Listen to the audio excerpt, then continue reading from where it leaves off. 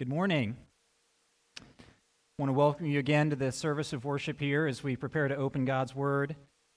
Truths unchanged from the dawn of time that will echo down for eternity is what we open up each week here, and then as we respond to the Lord, as we've already done, to what He's done and revealed to us through His Word, we worship Him.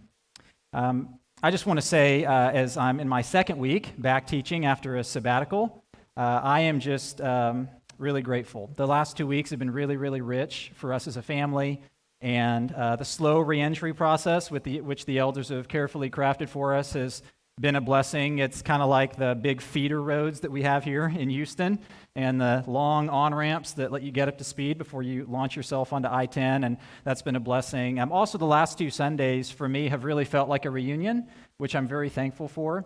Just a reunion with a home church. And frankly, because of all of the chaos and everything that's been unended for many years, from Harvey through COVID and everything else, it's been hard to feel like that for a long time because it's hard to put down roots when the soil's always moving. So I'm really thankful for that. Also, just want to thank you. I don't know if he's here or will be in the second service, but thank you to Steve Smith and to everyone who put together the ice cream social last week. If you had ice cream but weren't there for the announcement, Steve Smith made 9 of the 10 flavors there. Naomi O'Brien made another one. I had no idea that he did that, but it's always great to find out the secret talents in the life of your church. So thank you to Steve for that. And also just thank you to all of you for just the care, the concern, the support, the encouragement as I left in December to go on sabbatical and just came back recently. It's really been life-giving and uplifting to sense the love and the support from you all, and we really feel it, and we're thankful for it.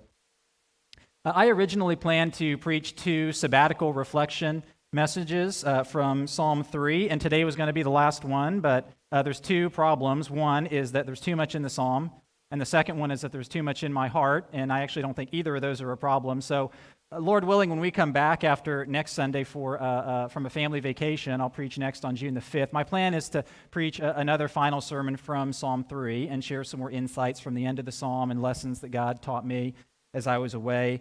Really excited about next Sunday, even though I won't be here. Josh Hall, who's right here in the blue shirt, our Director of Student Ministries, is going to be preaching God's Word. Just a very godly man, along with his wife, Haley, who was singing here and serving us in that way. And I think you'll be really, really blessed to see a very godly man and gifted teacher. So I know you'll look forward to that for next Sunday. When I was a kid, I could sleep anywhere. I don't know if anybody else had that experience. I could sleep anywhere. There's pictures of me at our home at like 2 years old, sleeping on the stairs in our house, like folded up somehow on multiple stairs. When I was around middle school, my family had a traveling book business, and I remember in these huge convention center meeting rooms, slipping behind the booth that my parents had, like the curtain behind the booth, and then laying down on the concrete floor of the convention center in that 18-inch passageway between our curtain and the curtain of the booth behind us, and like falling asleep for 2 or 3 hours on the concrete. On road trips, my wife will attest, I could just fall asleep for hours when I was in college. You know, that changes as you get older. I don't sleep the same way that I did anymore. Certainly there are physical changes that take place as we age. There are added responsibilities to think about. And perhaps most of all, there's just a growing awareness, isn't there, of all of the difficulties, troubles, and burdens that are in the world and that are in our world. And those things combine to make sleep a very different experience. And so one of the questions I found myself asking on my sabbatical was something like, how do you rest in the kind of world that we live in? How do you rest in the kind of world that we live in? The title of this message is, I Lay Down and Slept, from Psalm 3, verse 5. This is Psalm 3. We'll focus today on verses 4 and 5. A psalm of David when he fled from Absalom, his son. O Lord, how many are my foes? Many are rising against me. Many are saying of my soul, there is no salvation for him in God. But you, O Lord, are a shield about me, my glory and the lifter of my head. I cried aloud to the Lord, and he answered me from his holy hill. I lay down and slept. I woke again, for the Lord sustained me. I will not be afraid of many thousands of people who have set themselves against me all around. Arise, O Lord, save me, O my God. For you strike all my enemies on the cheek, you break the teeth of the wicked. Salvation belongs to the Lord. Your blessing be on your people. We said last week that the title of Psalm 3 says, a psalm of David when he fled from Absalom, his son. That's not a sleep-inducing title, is it? That's not a rest-inducing title. Here's the backstory again, very briefly. King David, given his throne by God, grew apathetic as he aged. He ended up forcing Bathsheba into adultery. He got her pregnant, and then he murdered her soldier husband Uriah while he was deployed to cover it all up. And so God told David in 2 Samuel that violence and betrayal would now scar David's own family.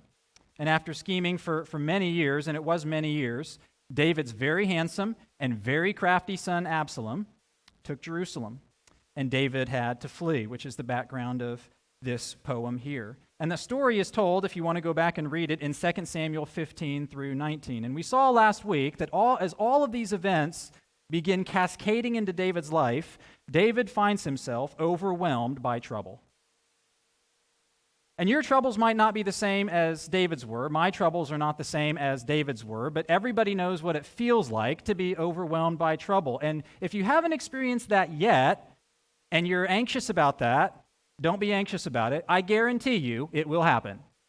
You'll be overwhelmed by trouble. He says in verses 1 and 2, 3 times, many, many, many are against me. My problems and the people, in this case, trying to kill me are many. In addition to the physical danger of people trying to kill him, there's guilt and there's shame and there's fear and there's anger and there's shock and there's regret at everything that is unfolding in his life, and in many ways culminating at this moment from his own sins and struggles to the rebellion of others against him. But we also saw last week that David shifts his eyes from the troubles that are overwhelming him, and he sees that he's not only overwhelmed by trouble, but that he is also surrounded by God. He gives us this image of a 360-degree shield. You, O Lord, are a shield not in front of me, but a shield about me or around me. He realizes how protected he is, and God lifts his head from despair to hope. He's overwhelmed by trouble, but he's surrounded by God. And third, picking up from those first 2 points we saw last week, the reason why David ultimately can find rest is that he realizes through this experience that he's heard in heaven, that his voice is heard in heaven. Notice in verse 4, I cried aloud to the Lord, and he answered me from his holy hill. David remembers in this scenario crying aloud, literally says, called out with my voice. He stacks up words for speaking to make it very clear. This was like an audible cry. This is David not offering a silent prayer, not offering a calm prayer. This is an audible cry to the Lord. This is a shout. When I was in youth group growing up, sometimes we'd have a prayer time, and people would ask for you to pray for what they would call, back in the day, an unspoken. An unspoken was a prayer request that they had as a 14 or 15-year-old that was too sensitive, too confidential, maybe too embarrassing for them to share the details of it, so it was just an unspoken. This was not an unspoken. This was a very spoken prayer. And the God who heard him, he says, answered from his holy hill, which is a striking comment. Why? Because David, remember, has fled his throne, which is in the hilltop capital of Jerusalem, but he sees that God is still firmly seated on his throne high above Jerusalem. David left his high ground, but God still has the high ground. That's where God heard him from. God is still in charge. David had fled, but God had not. Always remember this, God doesn't run. God will run in love, like the metaphorical father in the story of the prodigal son who runs to his son who he's welcoming back in love. But believe you me, God never runs in fear. And so often we tend to import our own fears onto God. Like, I am shocked at what just happened. I'm sure that God is at least slightly shocked. No, he's not. I feel like running and hiding. God probably does too. No, he doesn't. God was still in charge, and this is the God who answered David. Now listen to how God hears his people's pain in this beautiful little mini story in Exodus 2:23 to 25. The people of Israel groaned because of their slavery and cried out for help. Their cry for rescue from slavery came up to God, and God heard their groaning, and God remembered his covenant, and God saw the people of Israel, and God knew. You feel how God is hearing, seeing, resonating with what's happening in his people's hearts back before he rescued his enslaved people in the Exodus? He hears. David is heard in heaven, and he realizes this as he looks back on this story. Have you ever been in a room with like 10 moms, and there's a bunch of kids playing elsewhere in the house or on the property or wherever, and all of a sudden, a mom just perks up and goes, "That's mine." And you think, what are you talking about? There's a child who let out some sort of cry, and immediately this mother goes, "I know that voice." And not only does she say, "I know that voice," what she's also saying is, "I know what that meant. I already have a vision of what's going on, what emotion is being experienced, what damage may have been done, what's happening internally in my child. I hear it and I see it, and I'm moving." God didn't just save David. He did do that. God saw David. And he didn't just help David. He did help him, but God heard David. Often we view prayer as merely transactional, meaning I give my requests to God, and he gives me a yes or a no. It's transactional. Do you hear how David is describing this as relational? I cried aloud to the Lord, and he answered me. He heard me. He responded. God knows us. God sees us. God hears us. Sometimes we barely even pray. We just groan. You ever been there before? I think I should be praying. I think I'm just groaning.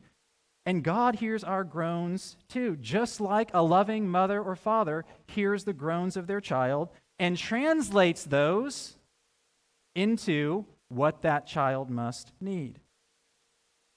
He knows what we mean. More importantly, he knows what we need. Matthew 6, verse 8. Your Father knows what you need before you ask him. Your Father knows what you need before you ask him. God knew that I needed a sabbatical and was headed toward one before I ever got clear in my own mind that that's what I needed and what I would ask for. And so he was leading me all along. Sometimes he was answering my prayers by allowing me to get more and more burned out and exhausted so that I would finally realize that that's what I should ask for. Because for me, at least, it took a lot of new humility to ask to take a break from this role. But my Father knew what I needed before I asked him. Only heaven can really know how many prayers David must have poured out during this whole ordeal. None of us will ever know how many prayers he was just crying out to God. But here is one. When he says, I cried out and God answered me, here's just one example. David had this old friend named Ahithophel back in 2 Samuel 15 to 19, part of this story. Ahithophel was a military leader. He was one of David's mighty men, a group of top-notch warriors. He was also David's top advisor, and everyone listened to Ahithophel. Interestingly, Ahithophel was also the grandfather of Bathsheba. And Ahithophel had turned on David.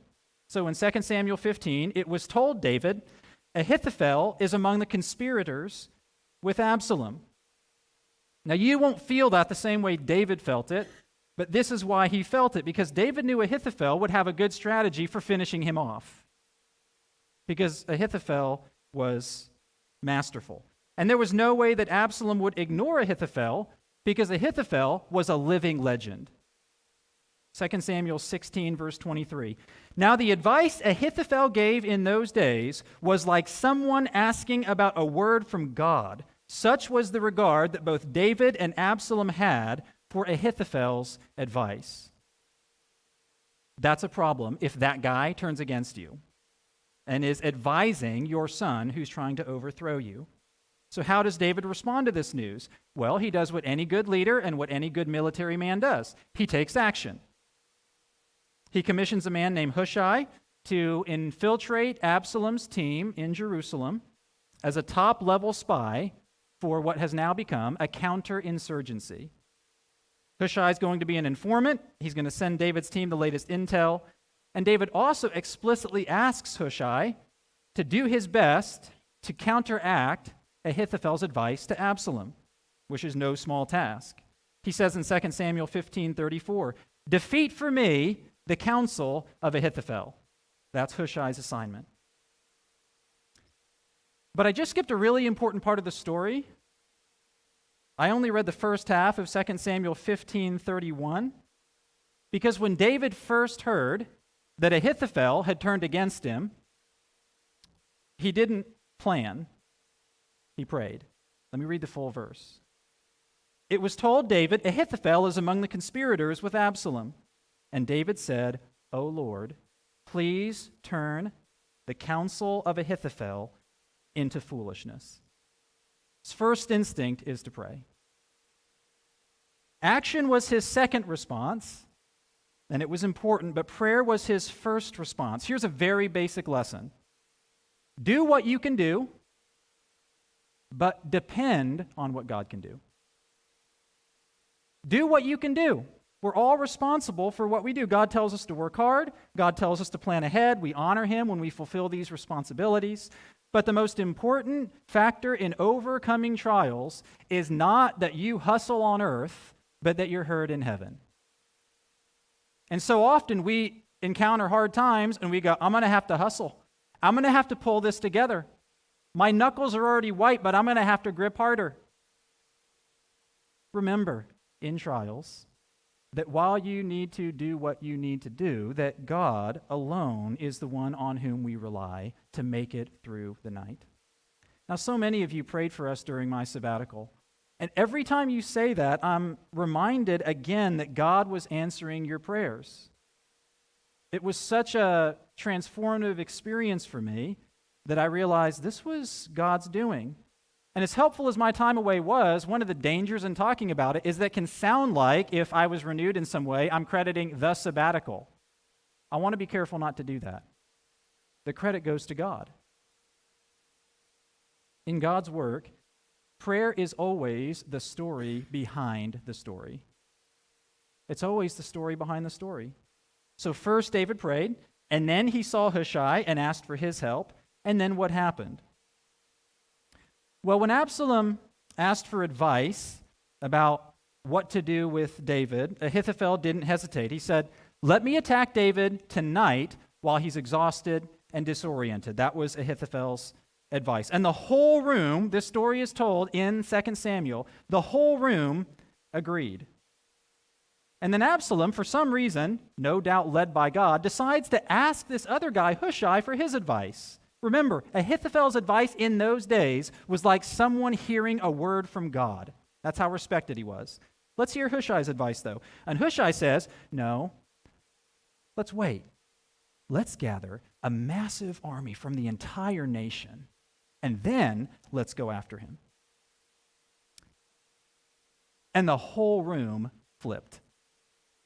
The whole room flipped from the living legend Ahithophel to this guy we barely know anything about named Hushai the Archite. And Absalom, 2 Samuel 17:14, 2 Samuel, Absalom and all the men of Israel said, "The counsel of Hushai is better than the counsel of Ahithophel." Not like one guy said that and they said, you might be right, let's think about this. The whole room who agreed with Ahithophel just flips. Now, Ahithophel had the winning strategy. Listen to General Jim Mattis describe this process that was developed by fighter pilot and Colonel John Boyd. Of course, this was probably no hope you know, after Ahithophel's time quite a bit. But here's a strategy. To win a dogfight, you have to observe what is going on, orient yourself, decide what to do, and act before your opponent has completed his version of that same process, repeating and repeating this loop faster than your foe. This is called the OODA loop, and it's used widely in military training. Observe, orient, decide, and act. And if you do that faster than your enemy continues to do that loop, you get inside of his loop, and you keep him guessing and off balance and misinformed and reacting and losing. So Ahithophel says, take the initiative and get to David before he can regroup. So why did his advice not win the day?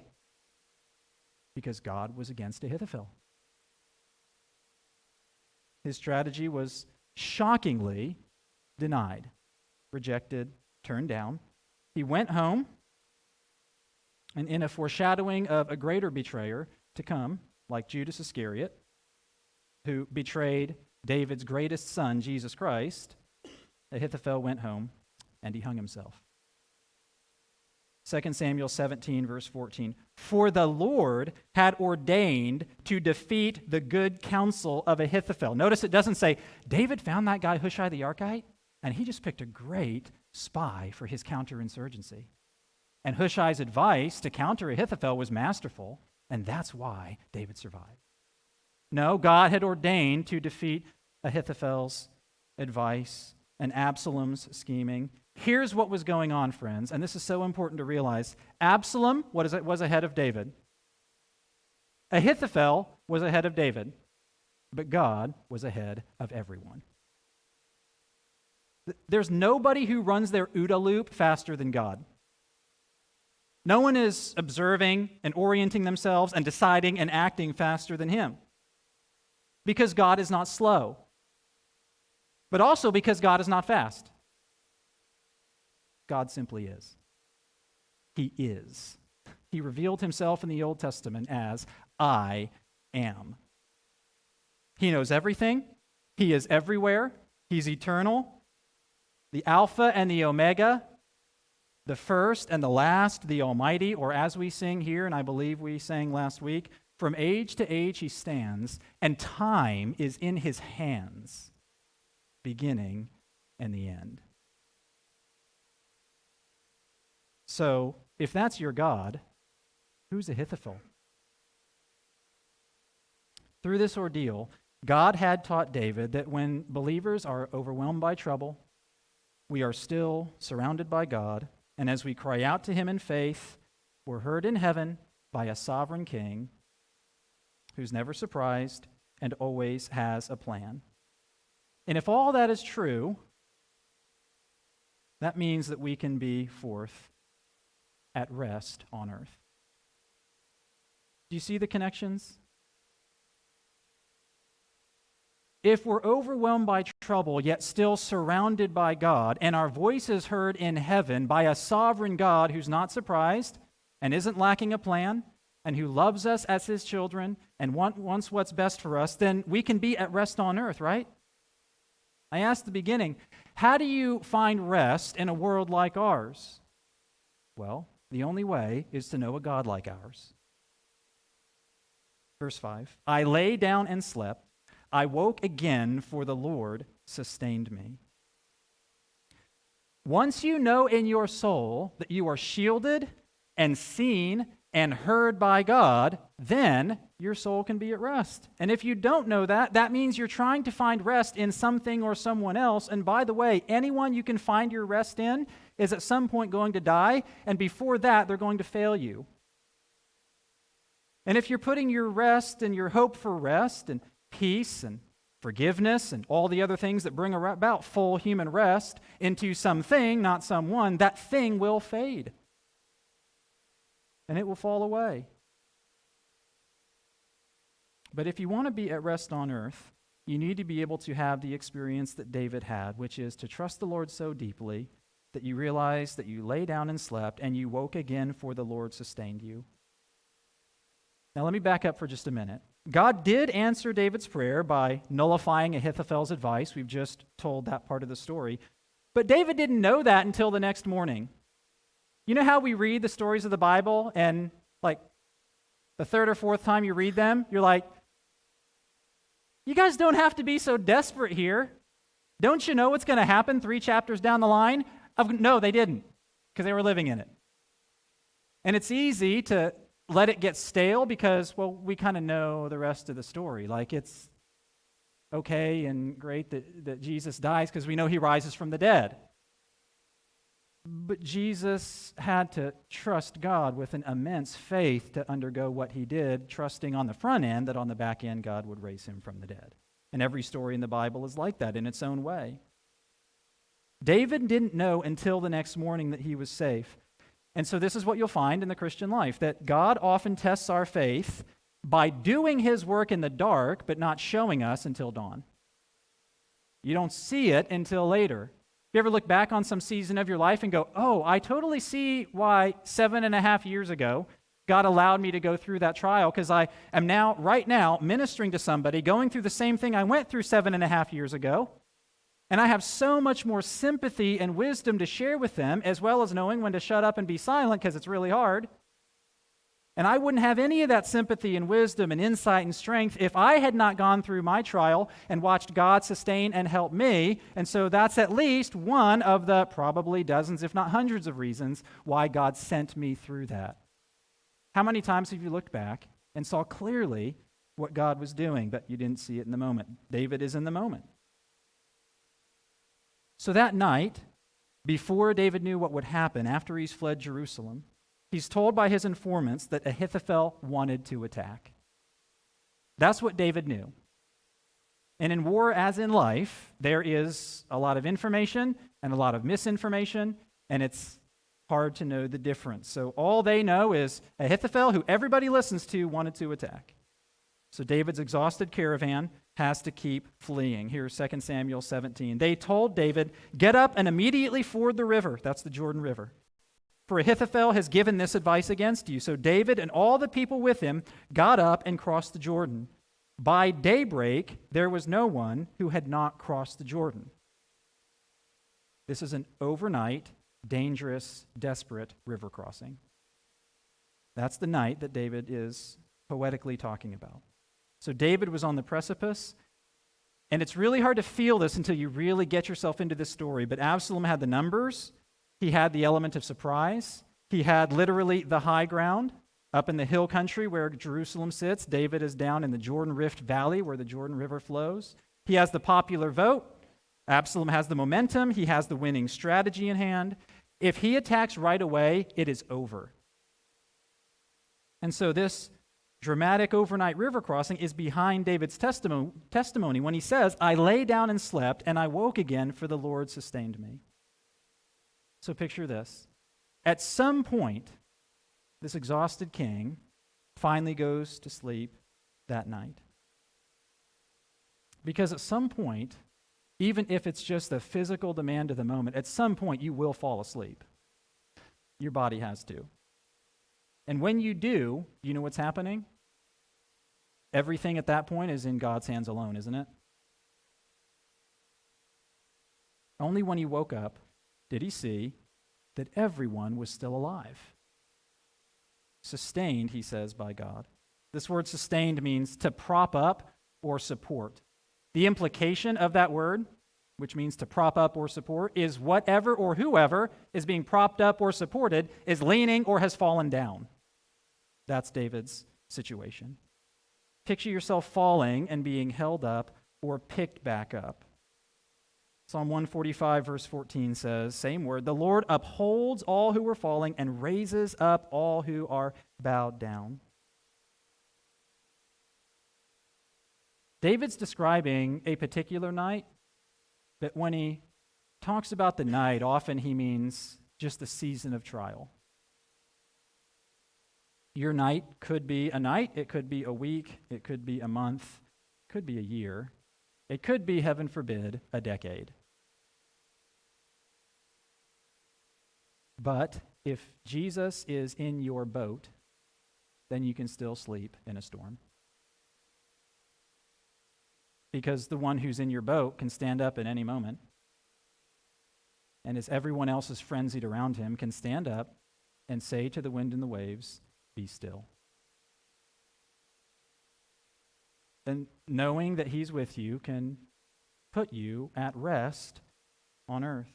Even when you're being disciplined for your own sins, God remains faithful to his children who cry out to him for forgiveness, for grace, for strength to endure even the consequences of your own compromises. This whole ordeal, remember, was the result of David's own sins from many years before. And others looked at that and they saw an ungracious God, didn't they? And they said, there's no salvation for him in God, which is kind of like saying God doesn't forgive. How would God take care of this guy who's so clearly rejected him in this earlier season of life, who made such grave mistakes? This whole ordeal was the result of David's own sins, and yet still he can say this, Psalm 30, verse 5, God's anger is but for a moment, and his favor is for a lifetime. Weeping may tarry for the night, weeping hangs around, but joy comes with the morning.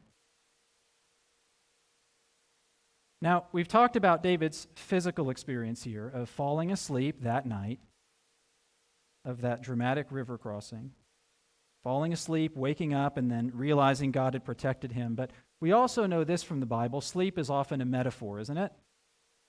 It's a metaphor for faith and trust and peace. It's an image of the soul at rest. And in the next psalm, Psalm 4, David actually expands on this theme. Psalm 4, verse 8. He says, "In peace I will both lie down and sleep, for you alone, O Lord, make me dwell in safety." Do you notice how in Psalm 3, it's like a morning prayer that says, I went to sleep last night, and I woke up, and I realized God had sustained me through the night. Psalm 4, verse 8 is like an evening prayer that says, because I know you make me dwell in safety, I can lie down in peace and go to sleep. Night after night, and this is an amazing truth, it happened just a few hours ago for everybody in this room, and it'll happen again tonight. Night after night, we lay down and sleep, and we choose, we're pretty much forced, but we choose to be unconscious and vulnerable in a dangerous world. And morning after morning, we wake up because God sustained us. And standing watch above what I would call our nightly helplessness is a vigilant God. Even when life is war, you can still sleep. David's life is war right now, nothing but war. And he realizes that he made it through the night. And the reason why is this: God is always awake. Psalm 121. He will not let your foot be moved. He who keeps you will not slumber. Behold, he who keeps Israel will neither slumber nor sleep. And I want to reflect on this for a moment as we close. The ultimate reason that we wake up again every morning is that God carried us through the night. That is literally the reason why we wake up every morning. God brought us through the night. So for those like 6 to 8 sleeping hours, and some of you are like, I wish it was 6 to 8. For those 6 to 8 sleeping hours, we do absolutely nothing to contribute to our own existence. So why, for the next 16 to 18 waking hours, do we so often run around like everything depends on us now? It's a strange flip, isn't it? I'm just going to be unconscious for 8 hours, but for the next 16, everything depends on me. Sleep is our daily lesson in humility. It's like little kids every night that are being told, time to take your nap. Like, no, I don't want to go to sleep. I don't need to go to sleep. I don't need to rest. I don't need to rest that much. It's like, child, I am your father. Trust me. And we get so used to this cycle of day and night and waking and sleeping that we forget that God is taking care of everything that we're not taking care of every night. So why do I walk around so anxious thinking, if these 16 hours are not manhandled and controlled by me, it's probably all going to fall apart? It didn't last night. And all the other nights we slept. It's our daily lesson in humility. For several years, nights and mornings have been very, very hard for me. You're like, yeah, that's what a sabbatical is meant to try to fix. some blend of like inner turmoil and workload and tough memories and aging and just God's fatherly discipline and guidance to steer me toward a season of rest, all that combined to produce many sleepless nights. And I have no doubt that I'm not alone in that experience. Mornings were equally difficult. One of the hardest things about the nighttime being difficult is that the morning becomes more difficult. And so I'd have no energy, and thoughts would just storm in my mind before my feet hit the floor. It was hard just to get up and face what felt like a very steep emotional climb every day. And some of you know what this means. And yet I look back and I realize that my sleeplessness was a gift. Because when God teaches you and leads you to lie down and to rest in Him, in some ways, whatever it took for you to get to that horizontal position is a gift. It was a gift because it reminded me that rest is vital, but also because it reminded me that sometimes I wasn't trusting God. Now, I want to be clear here. I'm not saying that if your sleep is bad, your faith must be weak. There's a lot of reasons why someone can struggle with sleeplessness, and it doesn't mean that that's a moral issue. I'm just saying that in my case, sleeplessness was often evidenced that I was working overtime to try to control things that was already in God's good care. Like if I can make sense of this in my head and put the puzzle together before I go to sleep, then it'll be okay. I didn't verbalize that, but it's how it felt. Sleeplessness was a gift because God used my exhaustion to force me to rest. And I want to tell you this, God will often use your restlessness to expose your heart if you'll slow down enough to listen. Like if you can't stop working, if you can't stop moving, if you can't stop filling your schedule, if you're always rushing, always worried, always overcommitted, if your engine is always redlining, slow down and take a break. The next opportunity you have, it might not be tomorrow, it might not be this season, but look to a season where you can rest. And I know it's hard, and it can even feel wrong, because here's how this works. When work is an idol, rest will feel like a sin. When work is an idol, rest will feel like a sin. And this is how it works with anything that's an idol. When success is an idol, rest will feel like a failure. Because there's nothing about rest that says, this looks successful. When control is an idol, having to be or feel in control, then stopping to rest is going to feel like someone prying your fingers off the handlebars of your own fast-moving life. No, unless I have control of everything, we're going to crash. You know, early on in my sabbatical, and I think this is pretty typical for people, I often felt guilty, like I wasn't doing my part. Like I felt like I left you all in the trenches while I headed to the beach. Like, that can't be right. But if you translated those feelings into words, what was I saying? I was saying things to myself like, I'm indispensable, and God needs me, and I'm a machine, not a human being. I don't need to rest. I have to perform to be worth something. You see what restlessness and the time to think about it can reveal? So what is going on in our hearts when we can't rest? What's going on in our hearts when we won't rest? Is your identity so tied to your performance that if you stop performing, you'll lose your identity? I don't know who I am anymore because I'm not preaching every week. Who am I? Are you so addicted to people-pleasing that you can't say no? And because you can't say no, you can never slow down. Or maybe you're so driven to succeed or impress or accomplish or achieve or earn or be loved that you're constantly fighting your good shepherd who is trying to lead you to green pastures and to lay down beside quiet waters. Here's what we can know from these two verses in Psalm 3. When you know that you're heard in heaven, God sees you, knows you, cares for you. When you know that you're heard in heaven, you can be at rest on earth. And then you can start practicing something that is very joyful, though we often fail to experience it in our daily life. It's following Peter's prescription for every child of God who looks at themselves in the mirror and goes, wow, I'm carrying a heavy load. We start to be able to experience this, 1 Peter 5. Casting all your anxieties on him because he cares for you. Let me pray. Heavenly Father, I am so thankful for David's experience in this psalm. And I'm thankful that he found that he could go to sleep and wake up in tremendous danger, and you sustained him and protected him. And Lord, I know that the trials that my brothers and sisters are going through right now are really diverse, and they can be very heavy. And so I pray, Lord, that you would sustain each of us. I pray that you would use each of us in each other's lives to do your sustaining and propping up work. I pray that you would teach us to do the work that we need to do, but to pillow our heads at night and be able to trust you, that in the same way that you'll take care of things through the night, you will also take care of them in the day.